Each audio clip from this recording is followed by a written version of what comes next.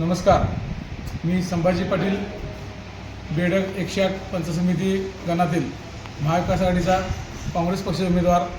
मी सुज्ञ मतदार बंधू भगिनींना या इलेक्शनला सामोरे जाण्याच्या आधी मी मागे केलेल्या कामाचा आढावा आपल्यासमोर मांडू इच्छितो, जेणेकरून तुम्हाला पण वाटेल की हा माणूस कसा योग्य आहे. मी 2012 साली अपक्ष ग्रामपंचायतमध्ये निवडून येऊन लोकांच्यासाठी विविध कामे करण्याचा आटोकाट चांगला प्रयत्न केला. यामध्ये घरकुल योजनेचा लाभ असेल, विविध लोकांची विविध कामे असतील हे सोडवण्याचा प्रामाणिक प्रयत्न केला.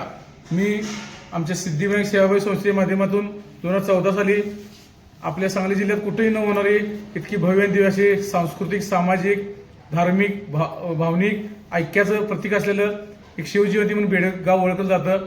त्यामध्ये दरवर्षी आम्ही आरोग्यविषयक शिबिर घेतो. त्यामध्ये विविध आजारांचं रक्तदान शिबिर असेल, महिला भगिनींसाठी त्यांच्या कलागुणांना वाव मिळण्यासाठी त्यांच्यासाठी विविध कार्यक्रम देखील घेतो. त्यामध्ये खेळपट्टी कार्यक्रम असेल, महिलांना खवेगिरीचा त्यांचं दर्शन करण्यासाठी कार्यक्रम असतील, तसेच गोरगरीब जनतेसाठी किंवा ज्येष्ठ नागरिकांसाठी वेगवेगळे शिबिर आयोजित आम्ही या ठिकाणी केलो. त्यामध्ये डोळे तपासणी शिबिर असेल, आरोग्यविषयक शिबिर देखील त्यासाठी केलं.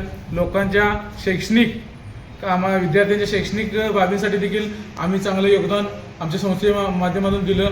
यामध्ये गोरगरीब विद्यार्थ्यांना त्यांची शैक्षणिक गरज ओळखून त्यांना शैक्षणिक साहित्य पुरवणं, आपली ही पिढी भविष्यात घडवण्यासाठी आम्ही जयंतीच्या माध्यमातून चांगले संस्कार उपयोगी कार्यक्रम आम्ही या ठिकाणी घेतो. कधीही शिवजयंतीमध्ये आम्ही मिरवणूक असेल किंवा वेगवेगळ्या ह्यांना न हे करता चांगले कार्यक्रम लोकांसमोर आणण्याचं काम करत आलो. यामध्ये आम्ही आदरणीय विश्वजित कदम साहेब असतील व खासदार विशालदादा पाटील साहेब असतील यांच्या माध्यमातून कोरोनामध्ये देखील चांगलं काम केलं. सॅनिटायझर वाटप असेल, आमच्या आशा भगिनींसाठी देखील चांगलं योगदान आम्ही देण्याचं काम केलं. त्यांना उन्हामध्ये रक्षण होण्यासाठी छत्री वाटप देखील केलं.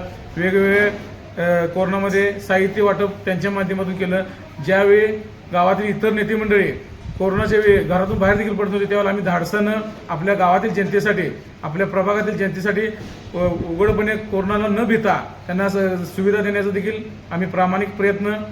लोकांनी मला 2 वेळा ग्रामपंचायत प्रतिनिधित्व दिलं माझ्या कार्याची दखल घेऊन. यामध्ये आम्ही युवा वर्ग चांगला घडवण्याचं काम केलं.